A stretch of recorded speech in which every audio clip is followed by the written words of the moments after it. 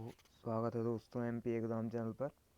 तो इस वीडियो में हम जो राजस्थान पुलिस पेपर जो 15 मई को हुआ है उसके शिफ्ट 1 के क्वेश्चन, शिफ्ट 1 और शिफ्ट 2 के जो क्वेश्चन हैं उनको देखेंगे किस प्रकार क्वेश्चन पूछे गए जो आपको आने वाले एग्ज़ाम के लिए, सभी एग्ज़ाम्स के लिए इम्पोर्टेंट है।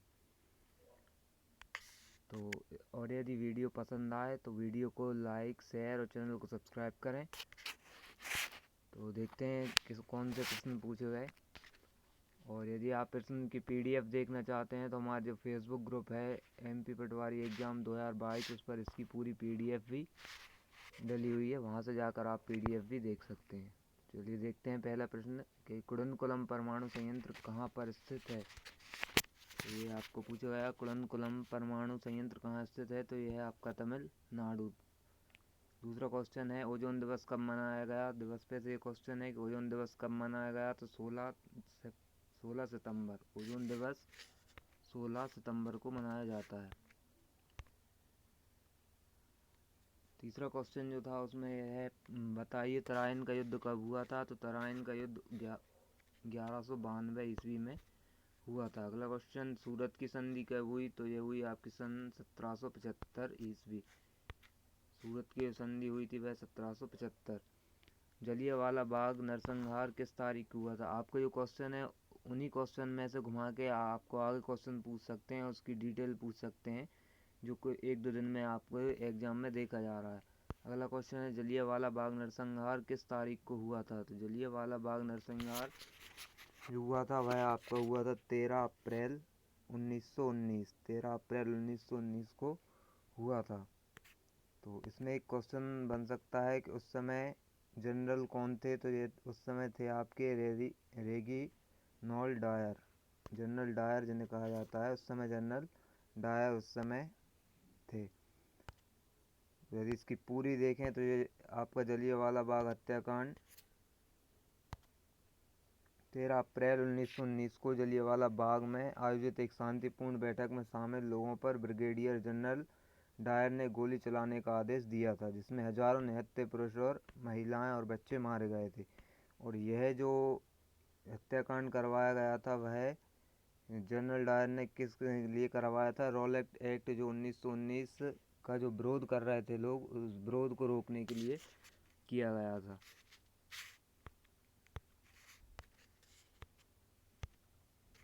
तो ये जो हत्याकांड हुआ था वह यह जो विरोध हुआ था वह ये जो हत्याकांड हुआ था वह रॉलेट एक्ट 1919 के विरोध में हुआ था। और उस समय डायर कौन थे, तो यह जनरल डायर ने करवाया था। और इसके बाद क्या हुआ था कि 1940 में सरदार ऊधम सिंह ने जनरल डायर की हत्या कर दी थी। सन 1940 में सरदार ऊधम सिंह ने जनरल डायर की हत्या कर दी थी। तो इसमें से आपका अगले जो शिफ्ट है उनमें पूछ सकते हैं कि जनरल डायर की हत्या किसने की थी। तो सन 1940 में सरदार ऊधम सिंह द्वारा। रॉलेट एक्ट के संदर्भ में पूछ सकते हैं, तो यह आपका था कि सरकार जो ब्रिटिश सरकार थी वह ब्रिटिश सरकार जो राजनीतिक गतिविधियां हो रही थी उनको ब्रिटिश सरकार को दबाने के लिए, तो जो राजनीतिक गतिविधियों को दबाने के लिए जो सरकार ने एक ऐसा प्रावधान लाया था कि 2 साल तक बिना किसी मुकदमे के राजनीतिक कैदियों को हिरासत में रखा जा सकता है। किसी भी कैदी को हिरासत में लिया गया जो राजनीतिक गतिविधि कर रहा है सरकार के विरुद्ध, उन्हें 2 साल तक बिना किसी मुकदमे के हिरासत में रख सकते हैं। ये आपका रॉलेट एक्ट 1919 था। चलिए आगे देखते हैं। अगला क्वेश्चन पूछा गंगा नदी को बांग्लादेश में क्या कहते हैं। तो गंगा नदी को बांग्लादेश में पद्मा नाम से जाना जाता है। नेक्स्ट क्वेश्चन है कि गेहूं का वैज्ञानिक नाम क्या है। तो अगला क्वेश्चन है कि गेहूं का वैज्ञानिक नाम बताना था। तो गेहूं का वैज्ञानिक नाम ट्रिटिकम एस्टिवम। गेहूं का वैज्ञानिक नाम ट्रिटिकम एस्टिवम। नेक्स्ट राजस्थान विधानसभा सदस्यों की संख्या पूछी गई थी। तो राजस्थान विधानसभा सदस्यों की संख्या 200 है।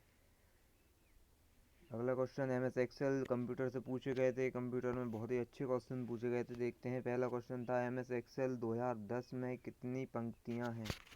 एमएस एक्सेल 2010 में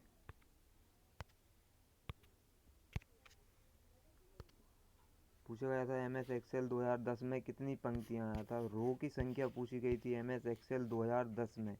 वर्जन का ध्यान रखें आप, 2003, 7 तो 10 भी पूछ सकते हैं, 2019 तक के वर्जन भी पूछे जा रहे हैं। तो ये पूछा गया था MS एक्सेल 2010 में कितनी पंक्तियाँ हैं, तो इसका आंसर है 10,48,576। MS एक्सेल 2010 में 10,48,576 पंक्तियाँ या रो हैं।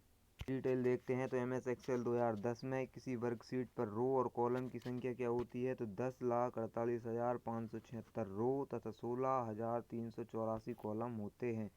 नेक्स्ट में आपका कॉलम पूछ सकते हैं, तो कॉलम की संख्या है आपकी 16,384 कॉलम। 10,48,576 रो तथा 16,384 कॉलम। कॉलम की चौड़ाई पूछ सकते हैं, कॉलम की चौड़ाई अधिकतम कितनी होती है, तो ये होती है आपकी 255 कैरेक्टर। 255 तक की जो कैरेक्टर की चौड़ाई होती है। और पेज विराम होता है आपका 1026 क्षैतिज और ऊर्ध्वाधर। अगला क्वेश्चन है, वर्कशीट बताइए, वर्कशीट के सभी डेटा को चयन करने की शॉर्टकट की। तो अगला क्वेश्चन है कि वर्कशीट के सभी डेटा को चयन करने की शॉर्टकट की है।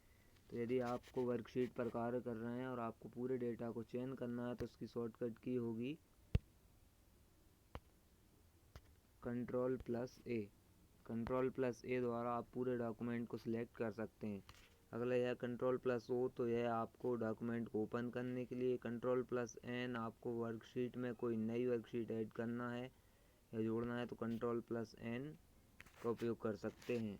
अगला क्वेश्चन नेक्स्ट है, रो व कॉलम के इंटरसेक्शन को क्या कहते हैं। तो आपकी जो वर्कशीट है या एक्सेल में रो व कॉलम के इंटरसेक्शन को क्या कहते हैं। ऑप्शन में दिया गया है सेल, वर्कबुक, वर्कशीट या वर्क स्पेस। तो रो व कॉलम के इंटरसेक्शन को सेल कहते हैं। रो व कॉलम के इंटरसेक्शन को सेल कहा जाता है।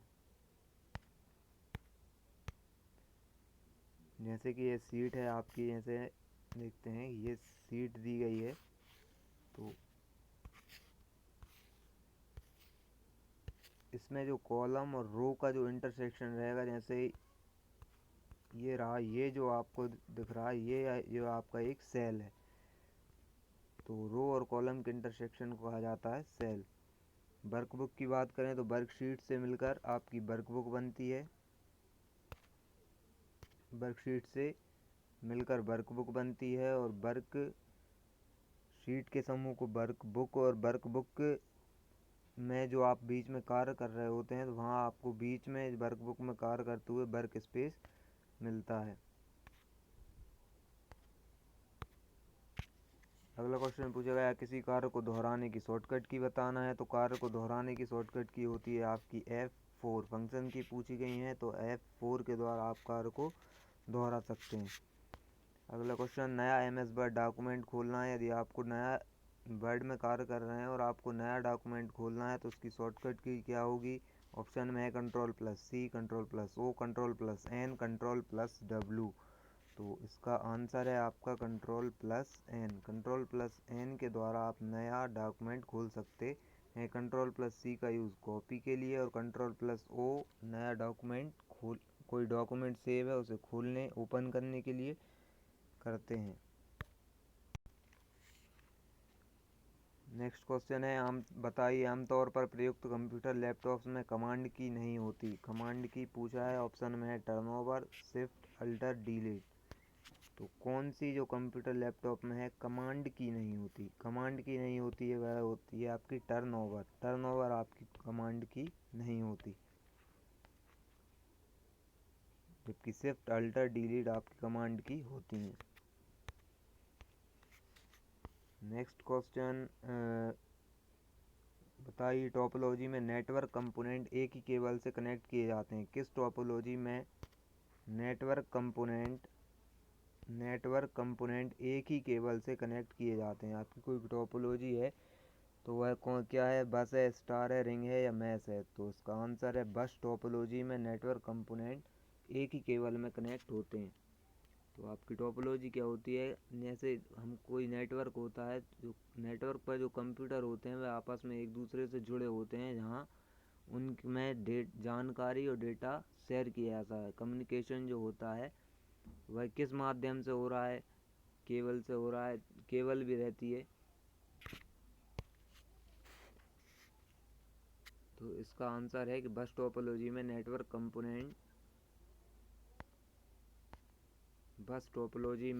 कंपोनेंट एक ही केबल से कनेक्ट किए जाते हैं। एक ही केबल के द्वारा आपको जो कंप्यूटर जुड़े होंगे वह एक ही केबल में जुड़े होंगे। तो देखते हैं इसका डिस्क्रिप्शन।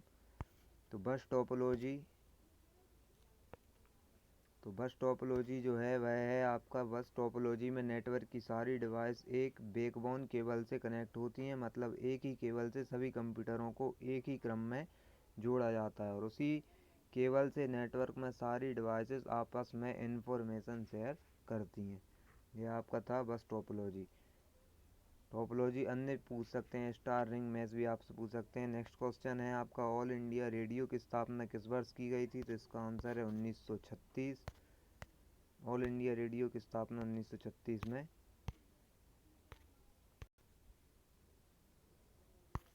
अगला क्वेश्चन, दूसरा परमाणु बम जो नागासाकी पर गिराया गया था वह कब गिराया गया था? तो ऑप्शन में है 9 अगस्त 1946, 9 अगस्त 1945, 6 अगस्त 1914। तो जो दूसरा परमाणु बम है वह 9 अगस्त 1945 को नागासाकी पर गिराया गया था। नेक्स्ट क्वेश्चन, भारत में दशमलव प्रणाली पूछी गई कि भारत में दशमलव प्रणाली कब शुरू हुई? तो यह आपकी अप्रैल 1957। अगला क्वेश्चन है, भारतीय संविधान के किस भाग में संघीय न्यायपालिका का उल्लेख है? तो भारतीय संविधान के किस भाग में संघ का उल्लेख है या संघ न्यायपालिका का उल्लेख है? ऑप्शन में है आपका भाग 2, भाग 3, भाग 4 या भाग 5।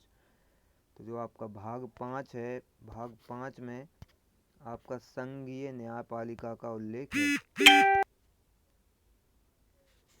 बात करें यदि भाग 2 की,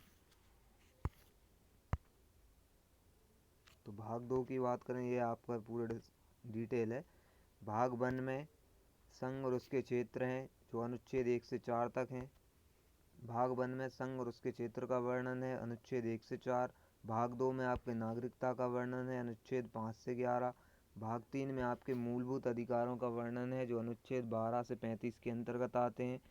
और भाग 4 में राज्य के नीति निर्देशक तत्व, अनुच्छेद 36 से 51। और भाग 4A में मूल कर्तव्य जो अनुच्छेद 51A के अंतर्गत आते हैं। भाग आपको पूछा गया था संघ न्यायपालिका, तो वह आते हैं आपके भाग 5 के अंतर्गत। चलिए देखते हैं अगला क्वेश्चन।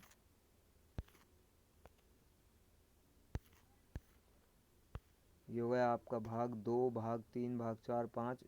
अगला क्वेश्चन है आपका, विटामिन सी का उत्तम स्रोत है? तो विटामिन सी का उत्तम स्रोत दिया गया है आंवला, सेब या आम।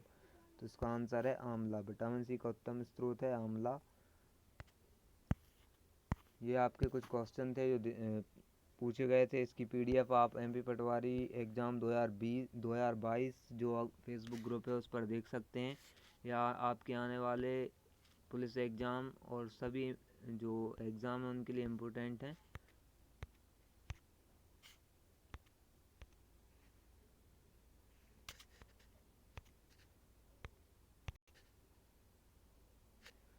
तो आपकी एक केबल है, इसमें आपका कंप्यूटर, विभिन्न कंप्यूटर जुड़े हैं। एक ये कंप्यूटर हुआ, ये जुड़े हैं, लेकिन ये जुड़े हैं सिर्फ एक ही केबल से। और इसमें केबल में शुरुआत में एक टर्मिनेटर होता है, एक टर्मिनेटर आपका आखिर में होता है। और जो डेटा, ये केबल क्या करती है, डेटा का फ्लो करती है। जो डेटा जो है वह कम्युनिकेशन हो रहा है डेटा का, एक ही केबल से हो रहा है और यह डेटा है सभी कंप्यूटर तक पहुंच रहा है। तो ये होती है आपकी बस टोपोलॉजी। ये हुई आपकी बस टोपोलॉजी आपसे पूछा गया था। ये कुछ क्वेश्चन थे जो आपके शिफ्ट 15 मई शिफ्ट 1 और शिफ्ट 2 में पूछे गए थे। यदि आपको वीडियो पसंद आई हो तो वीडियो को लाइक, शेयर और चैनल को सब्सक्राइब करें। नेक्स्ट वीडियो में हम 16 तारीख को जो पेपर होगा उसके जो क्वेश्चन है वह डिस्कस करेंगे। और हमारे फेसबुक ग्रुप पर आप पिछले जो 13 और 14 मई को जो पेपर हुआ था उनकी भी डिटेल देख सकते हैं। यदि वीडियो पसंद आई हो तो वीडियो को अधिक से अधिक लाइक, शेयर और चैनल को सब्सक्राइब करें। धन्यवाद दोस्तों।